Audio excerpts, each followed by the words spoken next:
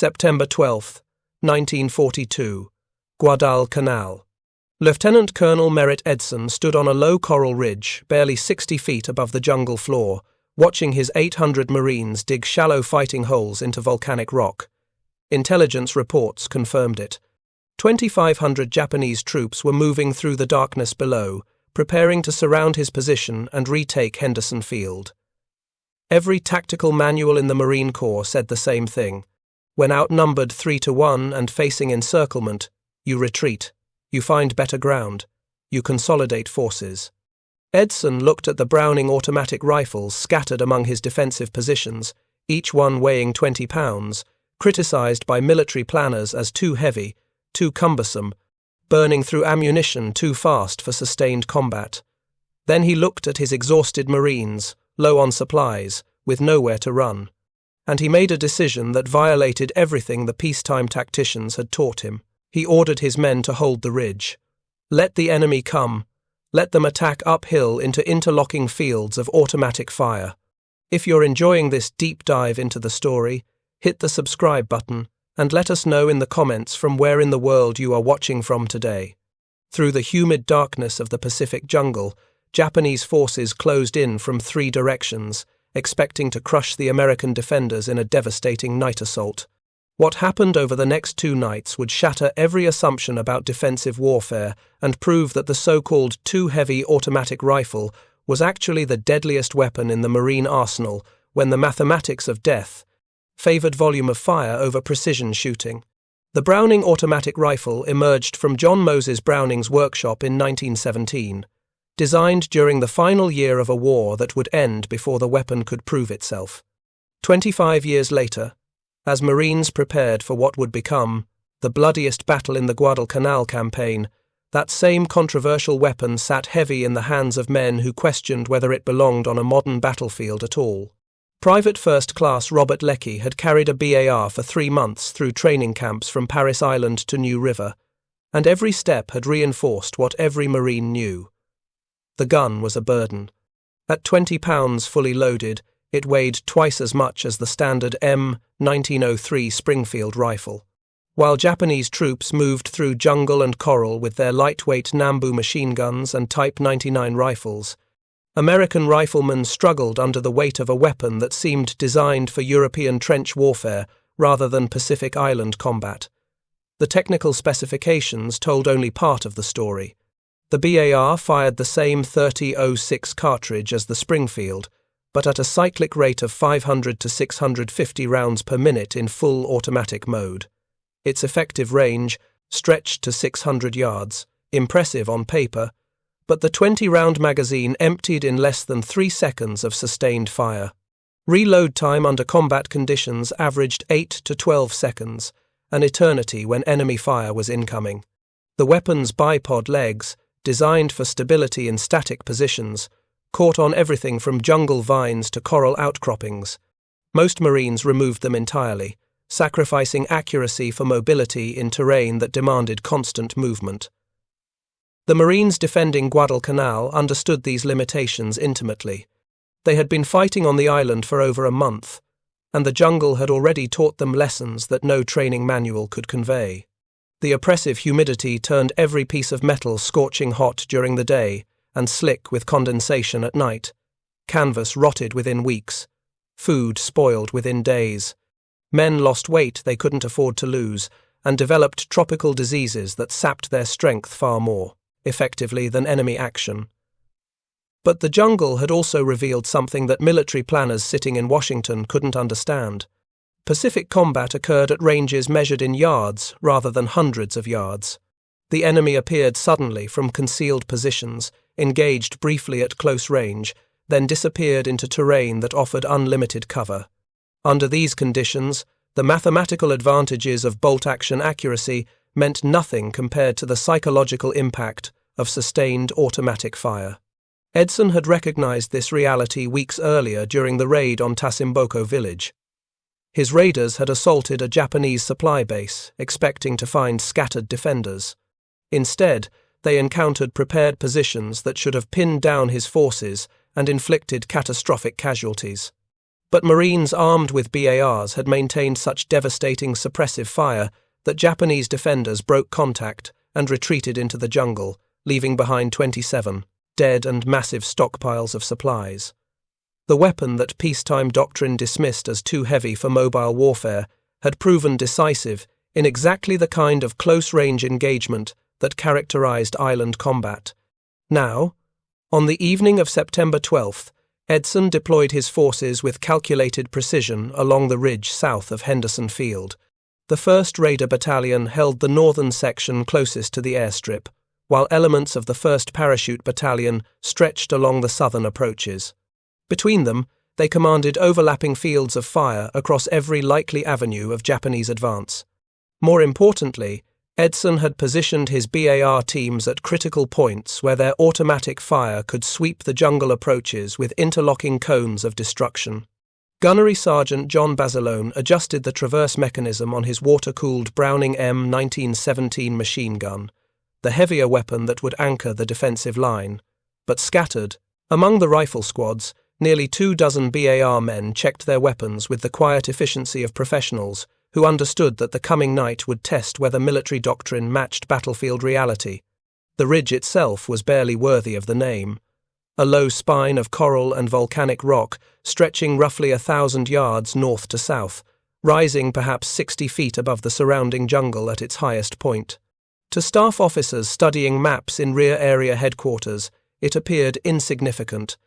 To the Marines digging in along its slopes, it represented the thin line between American control of Henderson Field and complete disaster in the Pacific Campaign.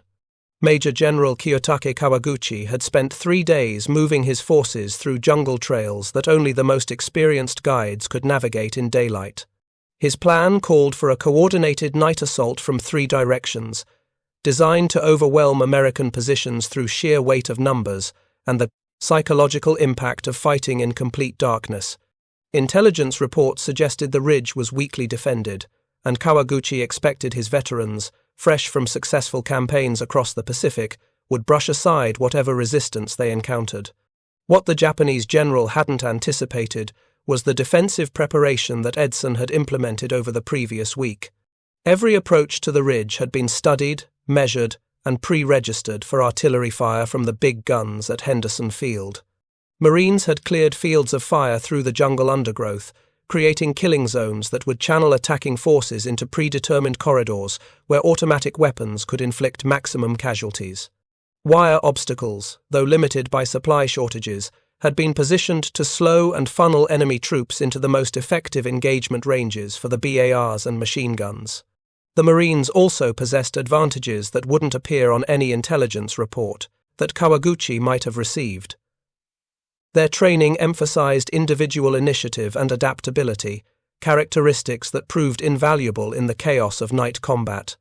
Unlike their Japanese counterparts, who relied heavily on coordinated group tactics that required intact chains of command, American Marines were taught to fight effectively as individuals when larger formations broke down under fire. This doctrinal difference would prove decisive when darkness and automatic weapons fire shattered tactical cohesion on both sides. As night deepened over the ridge, the sounds of the jungle began to change. The normal chorus of insects and nocturnal animals gradually gave way to an unnatural silence that every experienced Marine recognized as the prelude to contact. Somewhere in the darkness below, thousands of Japanese soldiers were moving into position, their presence creating a disturbance that even the jungle wildlife could sense and avoid.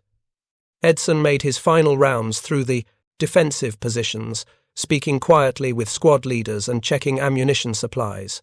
The Marines had approximately 200 rounds per rifleman, supplemented by grenades, mortars, and the automatic weapons that would serve as the backbone of their defense. BAR teams carried 12 20-round magazines, 240 rounds that represented perhaps 20 minutes of sustained combat at typical rates of fire. It wasn't an abundance, but Edson knew from experience that properly employed automatic weapons could force attackers to ground, disrupt their formations, and create opportunities for counterattacks that would be impossible with bolt-action rifles alone. The colonel's radio crackled with reports from observation posts scattered through the jungle. Japanese forces had been spotted moving along 3 separate approaches, confirming intelligence estimates of a multi-pronged assault. The enemy was close enough now that individual voices could occasionally be heard, through the undergrowth, speaking in the clipped syllables of Japanese military commands, officers shouting orders, NCOs positioning their squads, the distinctive metallic sounds of weapons being prepared for action. At 23:45, the first Japanese mortar rounds began falling on the ridge. The explosions were scattered and poorly coordinated, suggesting that Kawaguchi's forces were still moving into position and attempting to register their indirect fire weapons. But the shelling served its intended psychological purpose, announcing to the Marines that the battle they had been expecting was finally about to begin. The ground trembled with each impact. Coral fragments and volcanic dust filled the air. Men pressed themselves into shallow fighting holes that offered minimal protection against high-explosive shells, but might save their lives if fortune favored them. Edson took his position at the command post, a shallow depression protected by sandbags and located at the highest point of the ridge. From this vantage point, he could observe the entire length of his defensive line and maintain radio contact with Henderson Field's artillery batteries, already loaded and trained on predetermined target areas. The airstrip's big guns would play a crucial role in the coming battle, but Edson knew that artillery alone wouldn't stop determined infantry closing through jungle terrain that absorbed explosive force and provided unlimited concealment between barrages. The real test would come when Japanese soldiers emerged from the tree line and charged across open ground toward Marine positions. At that moment, in darkness illuminated only by muzzle flashes and the occasional flare, the battle would be decided by which side could maintain more effective fire. Bolt-action rifles, no matter how accurate, required precious seconds between shots for the operator to work the action, eject the spent cartridge, and chamber a fresh round. Those seconds might as well be hours when facing attackers moving at a dead run across open ground. The Browning automatic rifle eliminated that delay entirely. Once the trigger was pulled, the weapon fired continuously at over 500 rounds per minute until the magazine was empty or the operator released pressure. In darkness, when identifying individual targets was nearly impossible, that volume of fire created overlapping cones of death that could shred charging infantry before they closed to effective range for their own weapons. The question was whether the Marines possessed enough ammunition to sustain that rate of fire throughout a night-long assault, and whether the too heavy rifle could maintain mechanical reliability under conditions that would destroy lighter weapons. The jungle erupted into chaos as the first wave of Japanese infantry emerged from the tree line shortly after midnight on September 13th.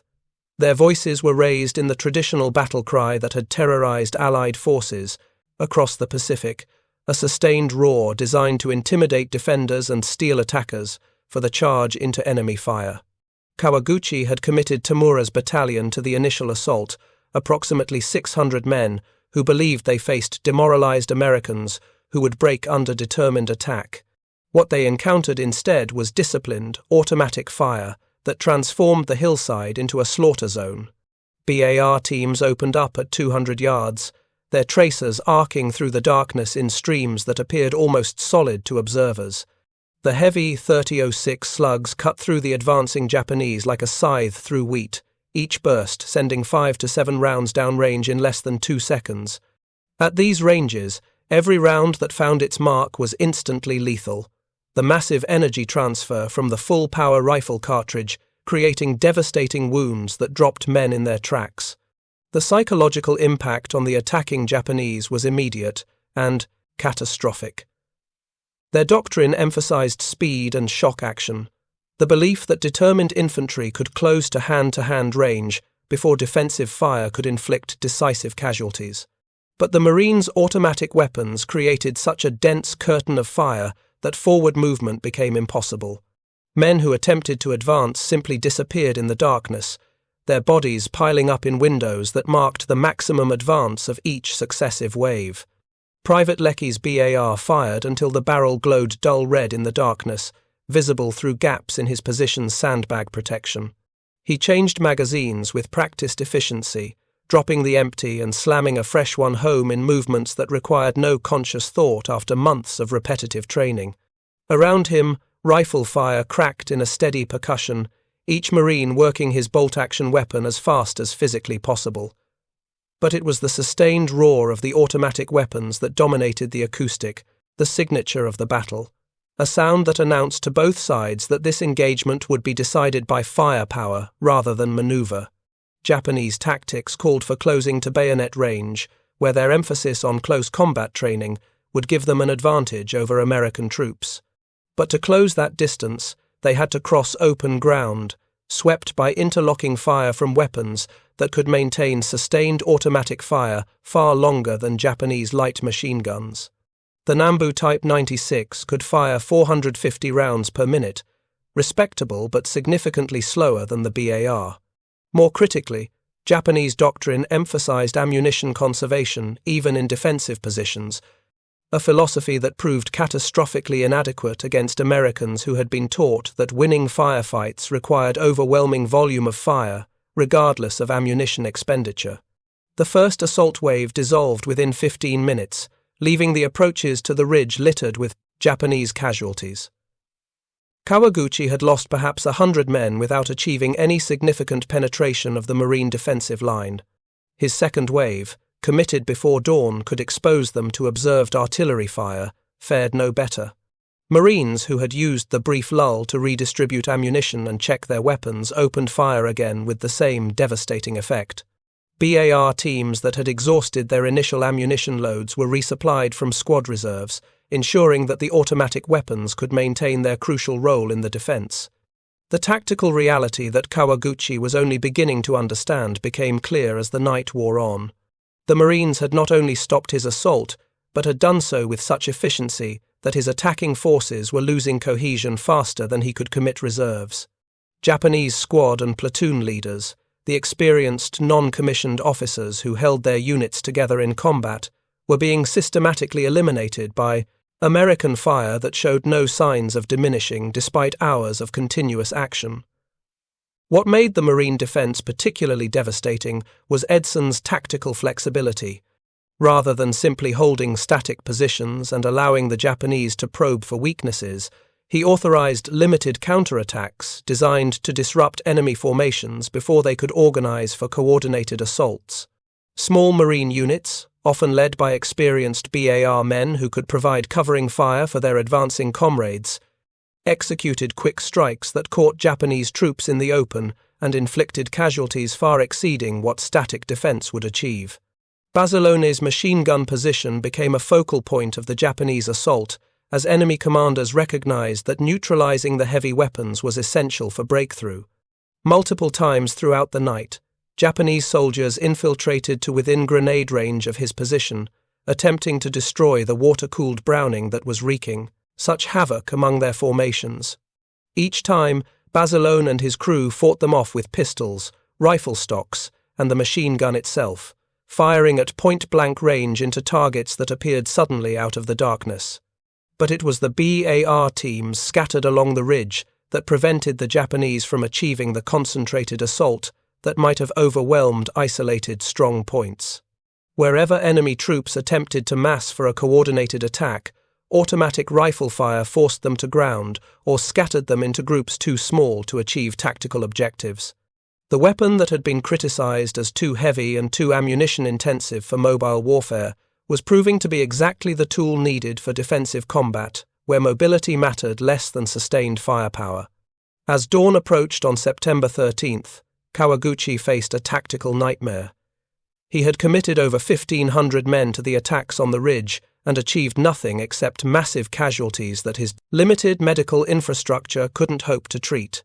Wounded soldiers lay scattered across the jungle approaches, many beyond reach of Japanese stretcher-bearers who risked death attempting recoveries under Marine observation.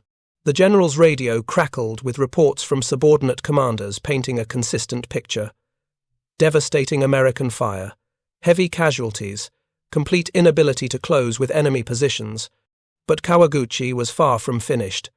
He had been promised naval gunfire, support, and airstrikes to suppress the American defenders, and he still possessed sufficient forces for another major assault if properly coordinated. The general decided to regroup his scattered units and launch a final coordinated attack the following night, September 13th into 14th.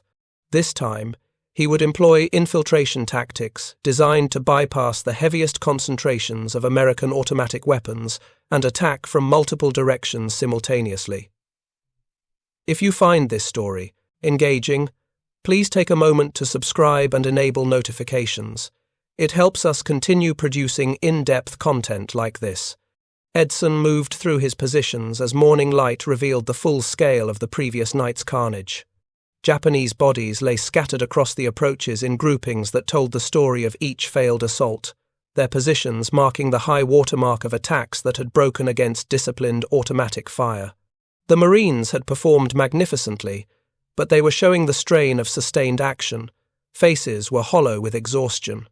Hands trembled slightly from adrenaline crash and the physical toll of hours-long combat. The ammunition situation had become critical in ways that extended beyond simple round counts. BAR teams reported they had fired an average of 120 rounds during the night's engagement, leaving each gunner with approximately 120 rounds for whatever came next. By conventional standards, this represented adequate reserves. By the standards the Marines were establishing on Guadal Canal, it represented perhaps 90 minutes of sustained combat capability. Private Leckie supervised the cleaning of his bar, running patches through the barrel to remove carbon fouling that accumulated after firing over 100 rounds in darkness and humidity. The weapon had performed flawlessly throughout the engagement, its gas-operated system and robust construction proving reliable under conditions that would have rendered lighter weapons useless. But Leckie understood that mechanical reliability meant nothing without sufficient ammunition to exploit that reliability. He counted his remaining magazines carefully. 6 full loads. 120 rounds. Not enough. Across the defensive perimeter, similar calculations were taking place as squad leaders assessed their combat capability against the certainty that Japanese forces would attack again. Edson received reports from his subordinate, commanders that painted a sobering picture. The Marines had inflicted devastating casualties on Kawaguchi's forces, but they had done so by expending ammunition at rates that couldn't be sustained indefinitely. Artillery support from Henderson Field had proven decisive in breaking up Japanese formations before they could reach Marine positions, but the big guns had limited ammunition stocks and couldn't provide continuous fire throughout another night-long engagement. The colonel's biggest concern was the parachute battalion, which had borne the brunt of the heaviest Japanese assaults. Originally 361 men strong, the battalion had been reduced to fewer than 200 effectives through casualties and the physical exhaustion that made soldiers combat ineffective, even when unwounded. These elite troops had fought with exceptional courage and skill, but courage and skill couldn't overcome mathematics when ammunition ran low and enemy numbers remained sufficient for renewed assault. Kawaguchi spent September 13th reorganizing his scattered forces and developing new tactics for dealing with American defensive capabilities that had proven far more formidable than intelligence estimates suggested. His battalion commanders reported that frontal assaults against prepared Marine positions were suicidal when facing the volume of automatic fire the defenders could generate.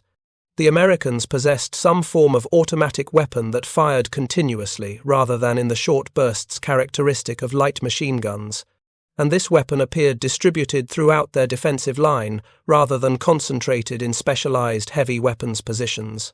The general's revised plan called for infiltration groups to work their way around Marine flanks under cover of darkness, penetrating the defensive perimeter before the Americans could bring their automatic weapons to bear effectively.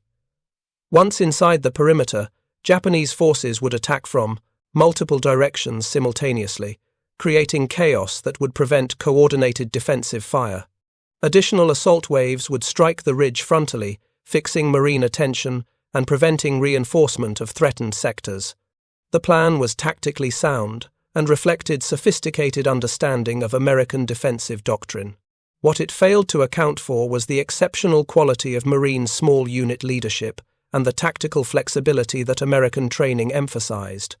Where Japanese forces required intact chains of command to function effectively, Marine squads and fire teams could operate independently when larger formations broke down under combat stress. This difference in tactical culture would prove decisive when darkness and close combat shattered organizational cohesion on both sides. As darkness fell on September 13th, the Marines prepared for what they knew would be the decisive engagement.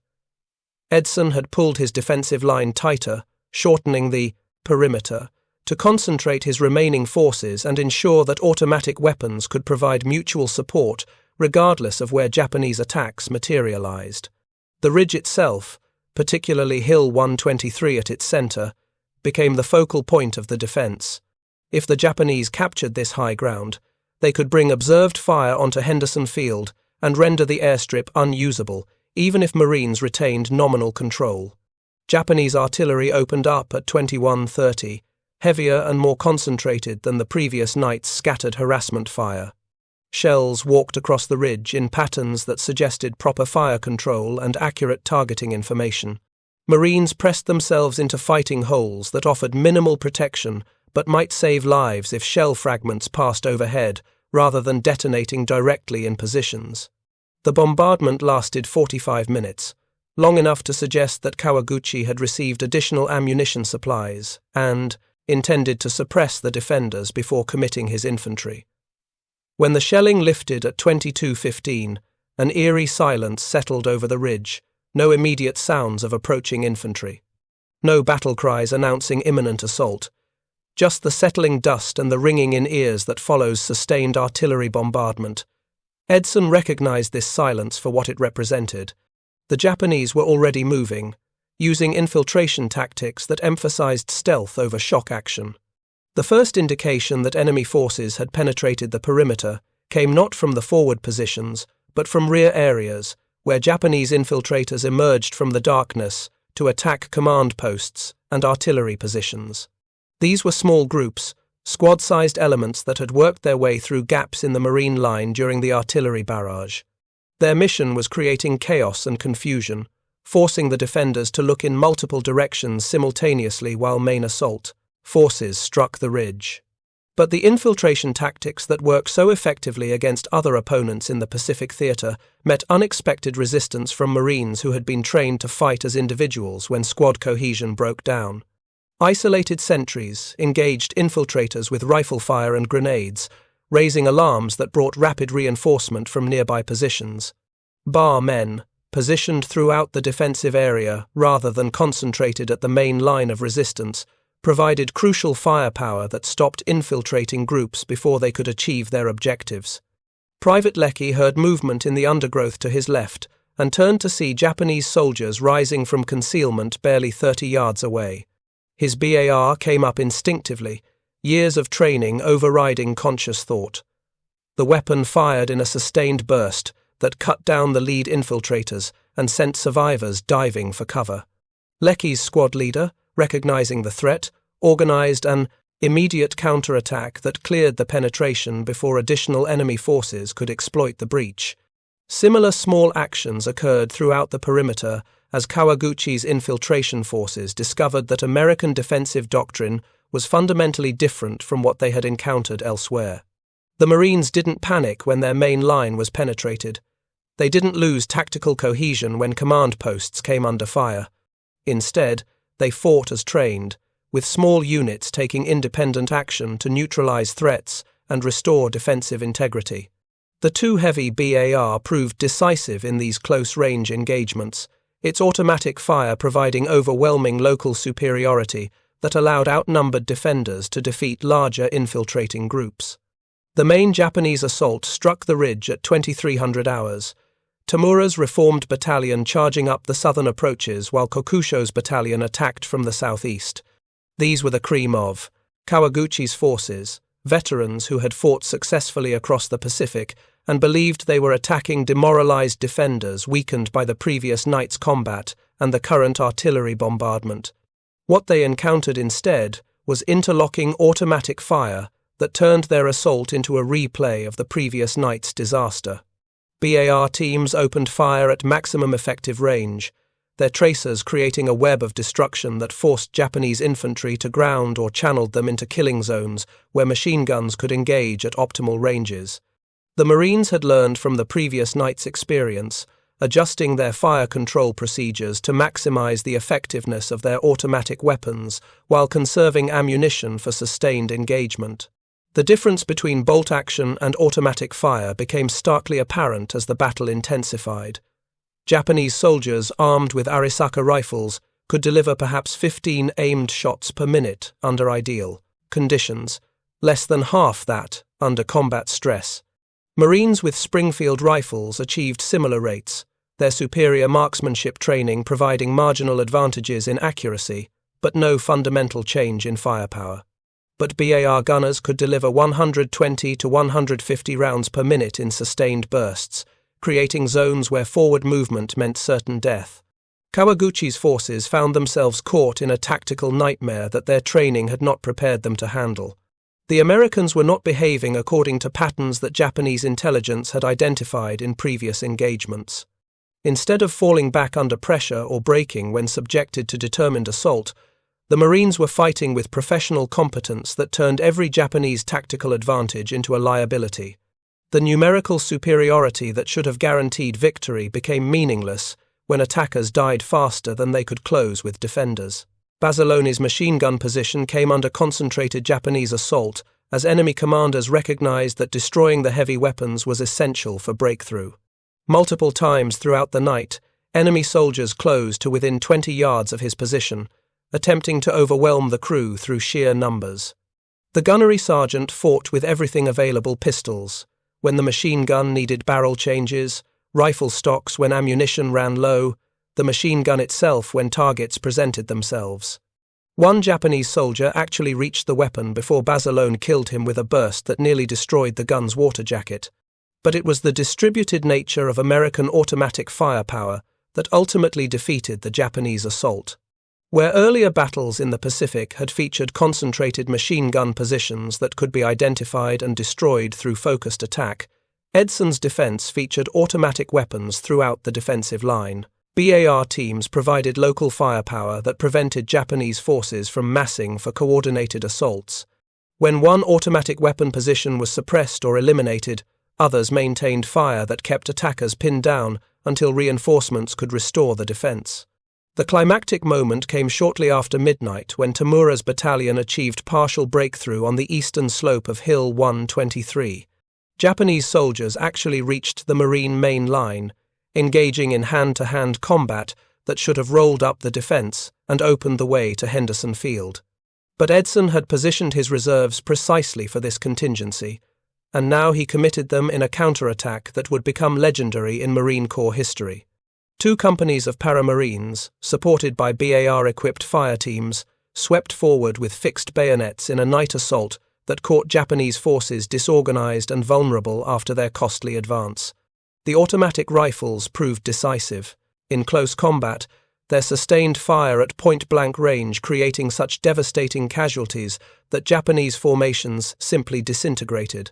Within 15 minutes, the breakthrough had been contained and reversed. Bodies of Japanese soldiers lay scattered across terrain they had briefly occupied, testimony to the price of assaulting prepared positions defended by automatic weapons. The battle continued until dawn on September 14th. But Kawaguchi's assault had effectively ended with the failure of Tamura's breakthrough attempt. His remaining forces, scattered and disorganized across jungle approaches to the ridge, lacked the cohesion and ammunition for renewed major attack. As morning light revealed the full scale of his defeat, the general faced the devastating reality that his elite brigade had been shattered against a defensive line held by numerically inferior forces. Marine reconnaissance patrols that ventured beyond the perimeter on September 14th counted over 500 Japanese bodies in the immediate vicinity of the ridge, with hundreds more casualties evacuated during the night. The actual total would never be precisely known, but post-battle analysis suggested that Kawaguchi's forces suffered approximately 830 killed, with perhaps equal numbers wounded. Many of those wounded would die during the brutal withdrawal march through jungle terrain that lacked medical facilities or supplies. American casualties numbered 104 killed and hundreds wounded, a ratio that would have seemed impossible to military analysts studying the preliminary force dispositions. More significantly, the Marines had demonstrated that properly employed automatic weapons could defeat numerically superior attackers, regardless of their reputation for fanatical courage.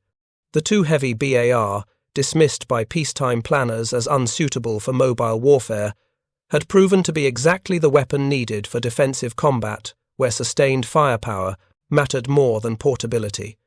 The tactical implications extended far beyond a single engagement on a jungle ridge. Marine Corps planners, analyzing after-action reports from Guadal Canal, recognized that automatic weapons reached their full potential in Pacific combat conditions, where engagements occurred at close range in terrain that favored defenders. The criticisms that had plagued the BAR throughout its service life — excessive weight, rapid ammunition consumption, mechanical complexity — proved to be advantages when combat required sustained automatic fire rather than precision shooting at distant targets. In the months following Edson's Ridge, Marine divisions began increasing the number of BARs in their infantry units. From 513 per division in 1943, the allocation grew to 867 per division by 1945. Squad organization evolved to emphasize fire teams built around the BAR, with riflemen providing support for the automatic weapon rather than the reverse. This represented a fundamental reversal of doctrine that had governed infantry tactics since World War I, when automatic weapons were viewed as specialized tools for machine gun companies rather than standard equipment for rifle squads. The technical characteristics that had made the BAR controversial in peacetime proved invaluable under combat conditions. Its weight provided stability for accurate automatic fire without requiring deployment of the bipod that slowed movement and reduced tactical flexibility. The powerful .30-06 cartridge retained lethal effectiveness at the close ranges where most Pacific combat occurred, unlike lighter cartridges that lost energy rapidly in humid tropical air. Most importantly, the weapon's robust gas-operated system maintained reliability in conditions that destroyed lighter automatic weapons. Marines fighting on Guadalcanal, Tarawa, Saipan, and Okinawa discovered that the BAR performed flawlessly in environments where humidity, coral dust, and salt spray rendered other weapons non-functional.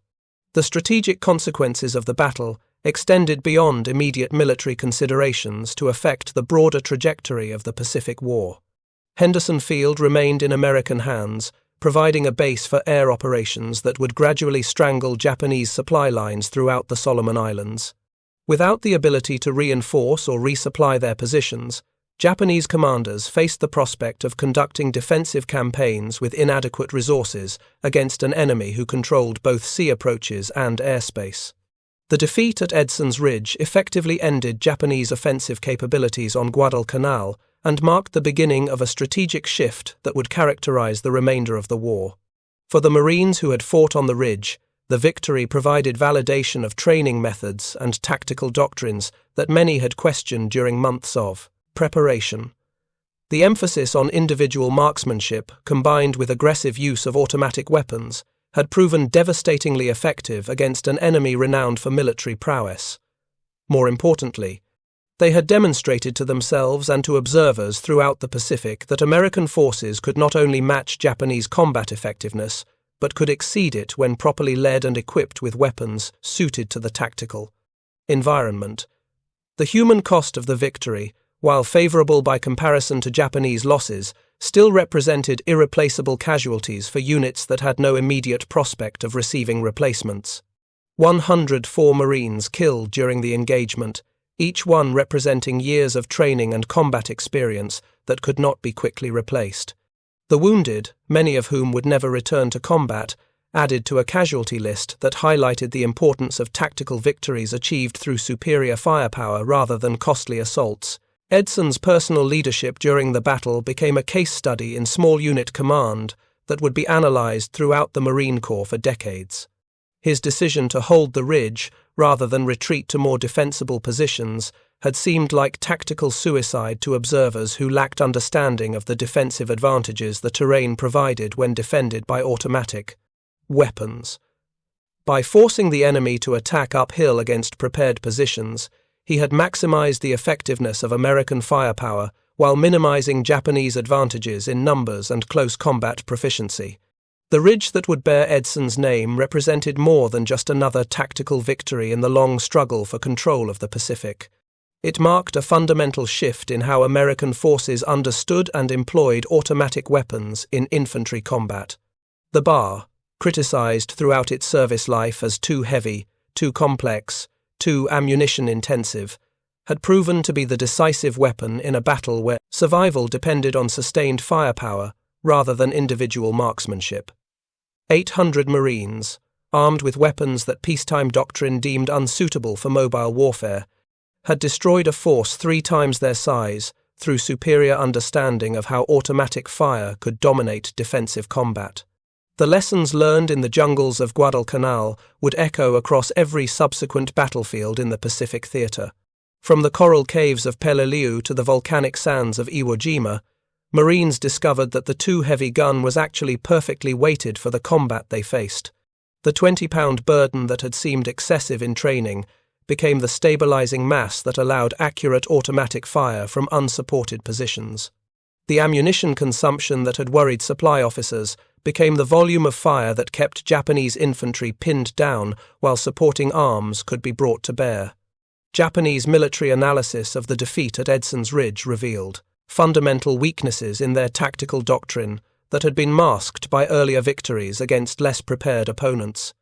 Their emphasis on spiritual superiority and aggressive tactics, effective against colonial forces and Chinese armies, proved catastrophically inadequate against American firepower and defensive expertise.